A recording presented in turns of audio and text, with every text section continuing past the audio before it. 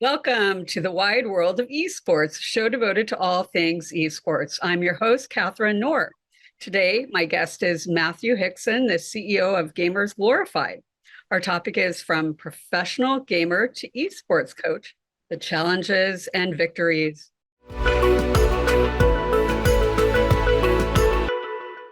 All right, welcome, Matthew. Hey, how are you?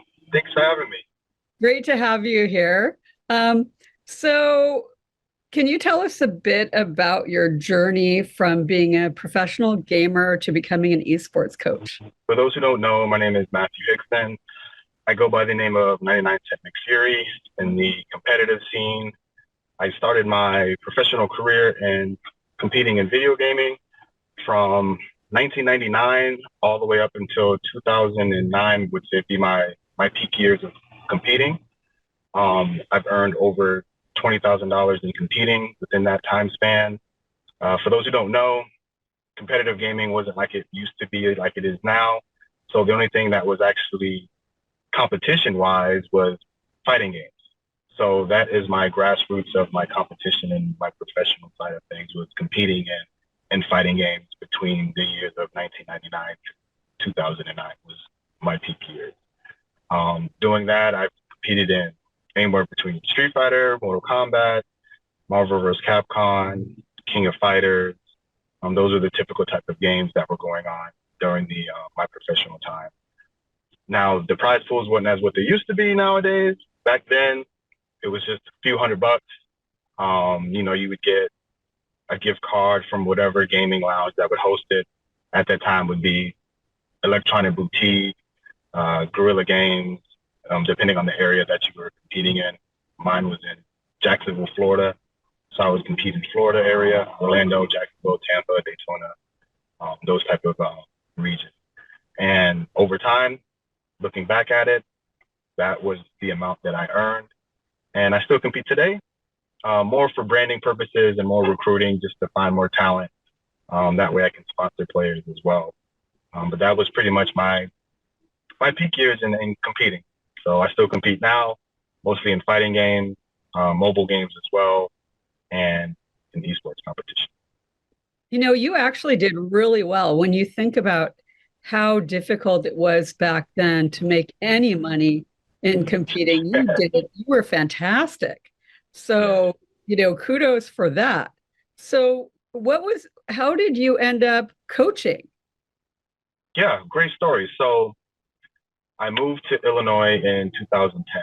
So coming from Florida, the first thing I did was I was looking for where the gaming community was. I was new to the Midwest, don't know what the scenery is here.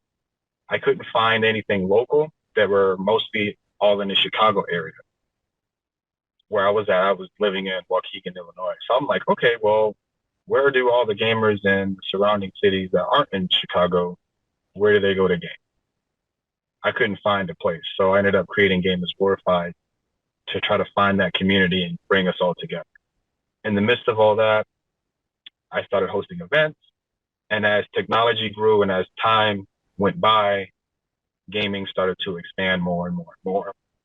And by 2020, colleges were starting to get into esports as far as bringing as competitive gaming as a collegiate sport.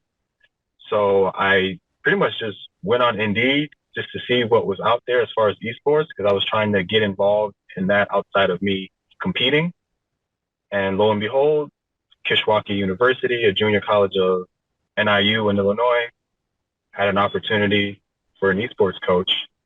And I pretty much just applied and got hired for the position based off my experience and my business with Gamers Glorified.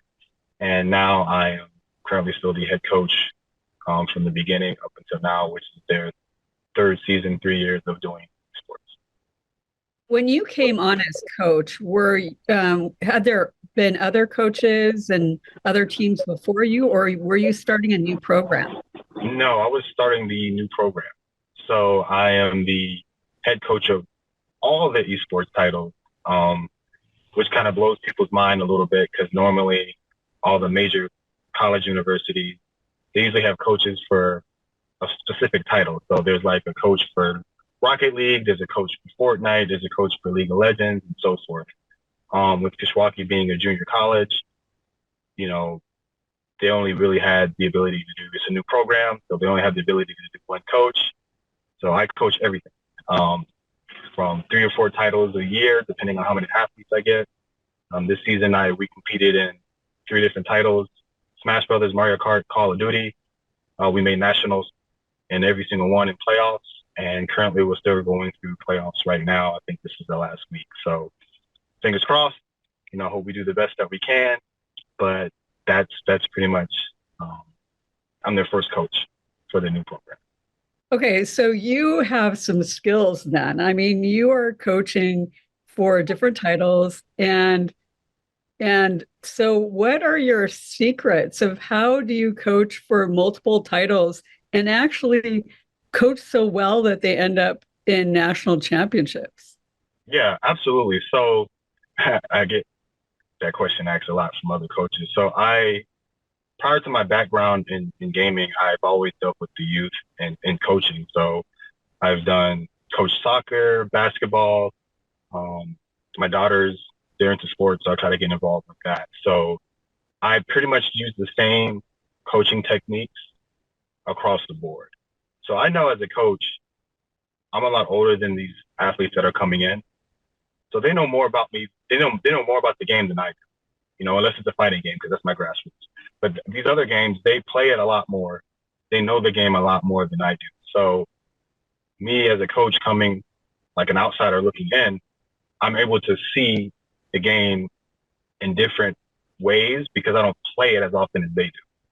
So when you play a certain game, you develop certain habits, you play with your peers, you all see the game through one sense of scope.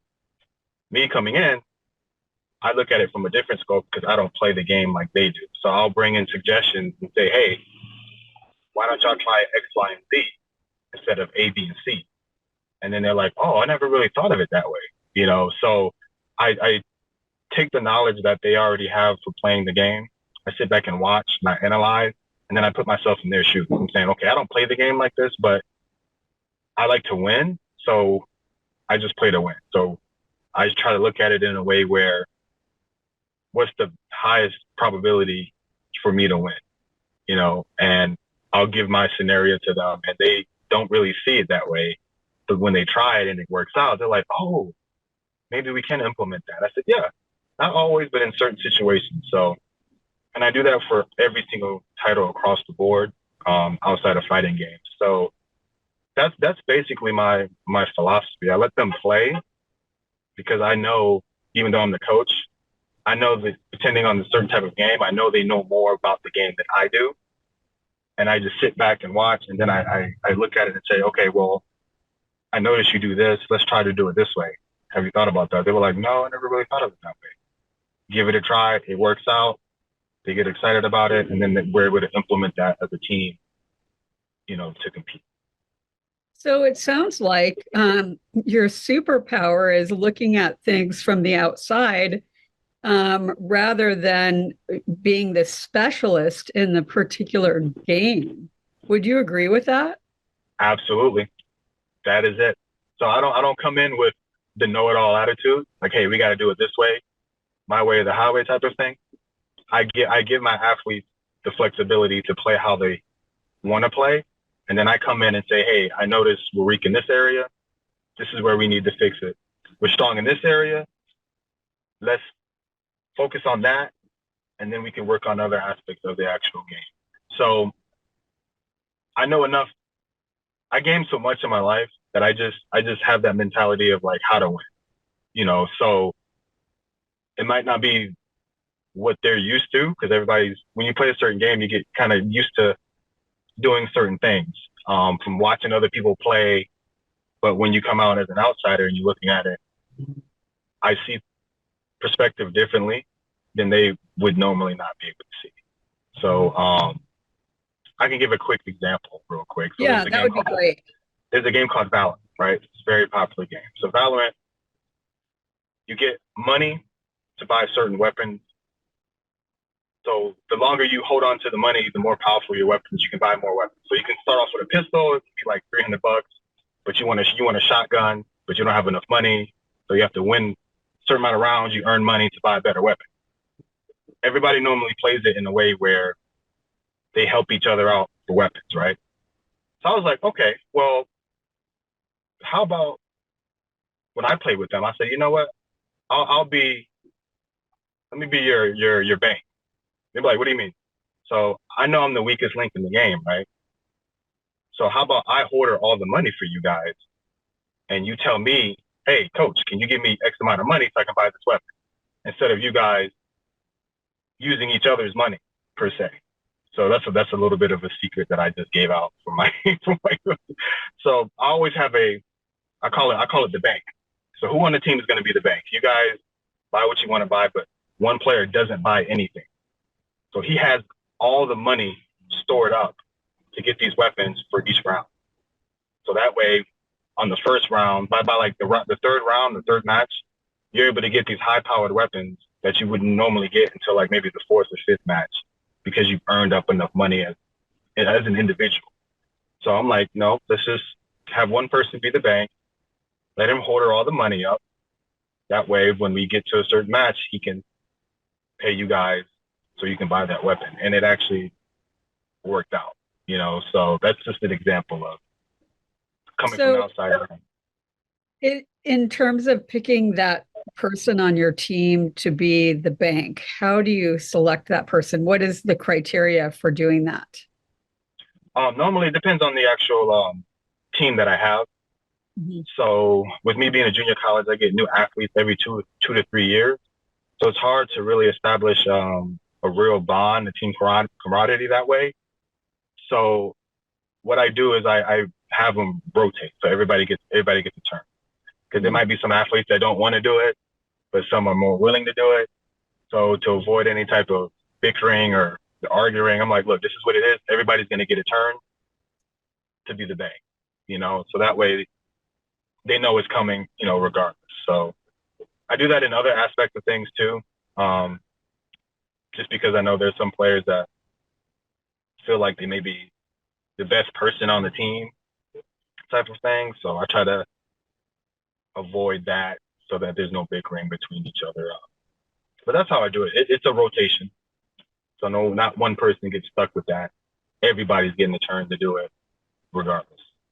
So what characteristics do you think that the best players share? There's another secret I'm going to give out, but that's okay.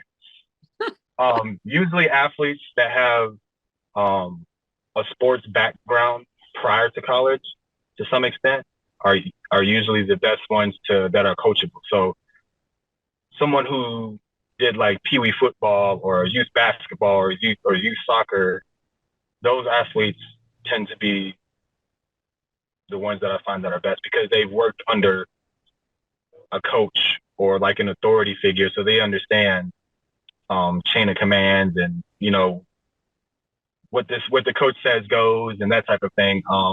Those who haven't, it can be a coin toss. Some might follow, some might have something to say back, or no, I think this will be better. And I'm like, okay, that might be the case, but this is a team-based exercise, so this is for the team, not for you individually. But that's usually what I found through my recruiting as an esports coach, to find out which athletes tend to be best suited for a team atmosphere. And then you get some that love video gaming and they've never been on a team atmosphere before, so it's new to them. They're so used to doing things that their way that works for them, but they don't understand that there's like 5 or 6 of us on the team and you got to do what's best. Yeah, sure. That the importance of being coachable, I could see that's incredibly important. So let's talk about Gamers Glorified. Tell us about it. Yeah. Yes. So Gamers Glorified that's my baby. That's my business. Love it to death. Been doing it for 5 years. I started off just hosting events on a monthly basis, because simultaneously I was still working a mortgage job while doing this because, it didn't pay the bills at the time. So I had to do something to keep it going until I was able to grow it enough where I can be sustainable with just doing that. So I started off by just doing an Uno tournament. So I was trying to figure out the best way to get the community who game in one place at one time. The best way to do that, from my knowledge, is just taking a childhood game that I did with my family, and I created a Uno tournament. And that's still probably one of my biggest yearly events that I do to this day. I started off buying 4-pack of Uno cards from Walmart, did a Facebook ad for $20, and I got about 40 people here to play Uno, you know. And then when I got them there, I had a couple gaming consoles that I owned in the background, just for background noise, people to play. And when they asked me when the next event was, that's when I knew I kind of had something going on. So I was like, okay. So I did that for about 3 years. And then it got to a point now where I don't really host events anymore. I've actually, Gamers Glorified now actually teaches a gaming curriculum that I created where I teach life skills, developmental skills, financial literacy, and career opportunities through gaming. So there's a curriculum that I created, and I teach it at an after-school program at a school. So that's my target demographic of audience now. I have my program that I teach after school, libraries, usually where students are for demographic purposes, where I can actually, teach what I learned in gaming and provide those skills needed to use, whether it's in the gaming industry or outside of the gaming industry as well. And that's what I do as a whole. I sponsor players. Since I don't have the time to compete like I want to now, I have my soldiers, is what I call them, my athletes that I sponsor, and they compete for me, representing my brand. It also gives them an opportunity to potentially be sponsored by other bigger companies, because sponsored players tend to look at other sponsored players, and companies are like, okay, well, who are these guys? And I told my athletes that I sponsor, if Red Bull decides to reach out to you because of what you did, then by all means, I've done my job. Don't forget where you came from and go on to do bigger, better things. And I try to be a feeder program for those who want to compete on a professional level like I did, and decide to, grow their brand that way. So when did you start Gamers Glorified? Started in 2017, August 2017. That was when it was established, and I hosted. So I'm curious, how did the pandemic impact Gamers Glorified and your coaching and your teams? It actually was a blessing in disguise, because especially for the college side of things, when the pandemic was here and, we had to be isolated for X amount of time, there was no college basketball, football, or none of that, but there was esports. It was the only sport that was COVID proof. So my first 2 years at Kishwaukee, I physically didn't see my athletes at all. But we were still able to compete across the nation against 2 other schools, still be able to recruit, do meetings. So I did all my coaching through Discord. We didn't even have an arena built yet. The arena was still ongoing and building. And it was great. Through Gamers Glorified, I had a couple businesses reach out to me to see if I was hosting events through Zoom. They were like, hey, we got some employees. We're trying to keep them engaged, entertained during these downtimes. Do you host any games virtually? I was like, absolutely. I never did one before. I didn't tell them that, but I figured it out. So I did a couple board games on there, Wheel of Fortune categories. I came up with a lot of virtual games through Zoom, actually. So I'm very creative.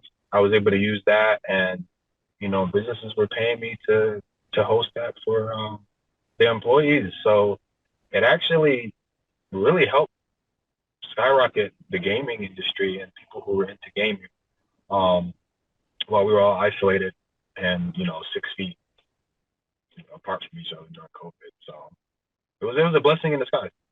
So how is the transition out of the pandemic as you've gone in person? Since you started during the pandemic, how has that transition been? It's been, to be honest, it's been kind of rough. So by default, I would have thought everyone would be back to normal and everyone would just want to come out. But I realized it was kind of like a factory reset from a demographic standpoint. Even those who still love to game, they were so used to just being isolated that they were okay with that. But then there's a handful that couldn't wait because people were asking me about events. I'm like, I don't know. I can't go into my commercial property yet because of COVID. So as soon as I know, I'll let you know, and then I can host it. Um, but it's been 50-50. I mean, I think it's getting better now, to be honest. But once that transition from when we were isolated for so long and now we're able to go back to doing, you know, physical in contact type of events, it was a little bit of a struggle. I'm not gonna lie, it was a little bit of a struggle. Um, I had to pretty much rebuild the community because people might not have been just ready to come out their shell yet in order to go back to being normal per se. But I think as of right now, it's been back to normal. But those first couple months after we were able to get out of isolation, it was a little bit hard. It was coin toss. So for your teams, is Mhm. there a particular season for the particular games or for esports, or is that year round? It is year round except for the summertime. Hmm. Summertime is more for the recruiting aspect of things. I visit more, well, right before the high schoolers get out. You know, I go to some of the high schools around the surrounding areas. That's the best time to really get their attention going, per se, as far as getting them involved. But other than that, every other season outside of summer, it's Okay. esports is good. And in Illinois, I would think that that's a great location for gaming because your ping isn't too bad if you're competing with, in big cities. Is that correct? Yes. And then the internet that they have is pretty top notch as well. So that's very important. I don't know how it would be if we were playing somebody in Hawaii, to be honest, but if you're in the States, it's pretty good. Yeah, it's not so good, but I would think you're definitely in a good location. So, where okay, so we're in April right now. Are you kind of winding up for the year?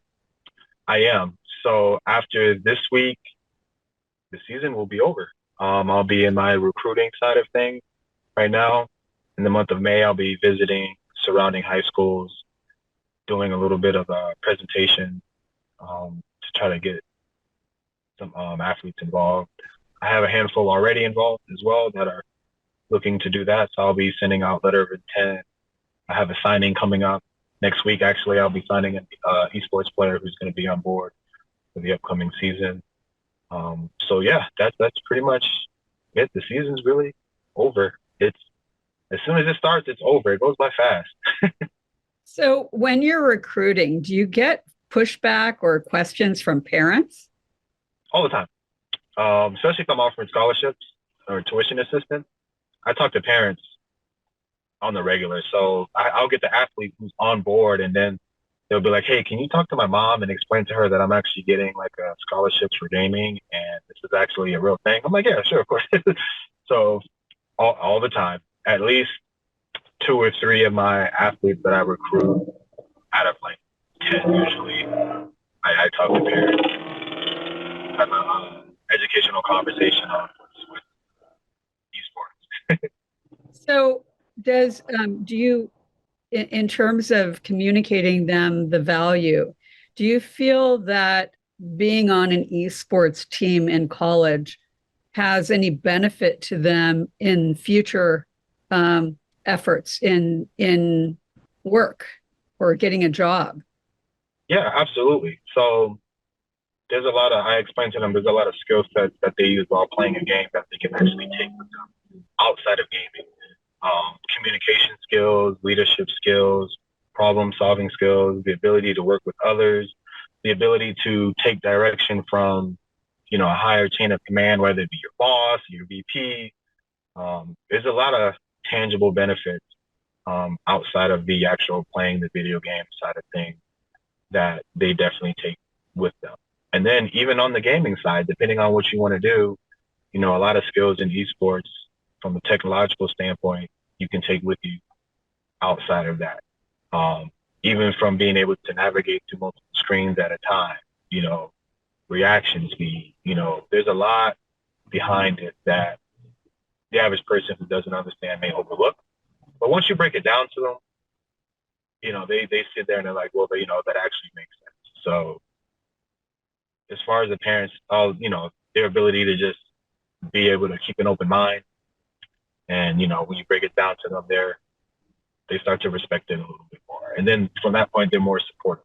They want to come more to the competition. Hey, can we watch our son or daughter play or whatnot? Yeah, absolutely. So it's just lack of understanding is usually just a big barrier in the beginning. It still gets that stereotype of what video games is. So what's next for Gamers Glorified? Next for Gamers Glorified is actually looking to sponsor more players. I am partnering up with other schools right now, so expanding that. As I get into more schools, I'm actually hired 2 people already, so I'm providing opportunities through my business. And that's pretty much it. My goal is to get to every school as possible for my program. All right. And so people can find you on your website and on LinkedIn? They can find me anywhere. LinkedIn, my website. I'm on Facebook under Matthew Hixon, Twitter under my gamer tag 99cent McFury. I'm everywhere. All right. So yeah. Fantastic. Well, Matthew, thank you so much for being my guest today. Thank you. All right. So, and thank you to our viewers for joining us today. Join us in 2 weeks for an exciting new show. See you then.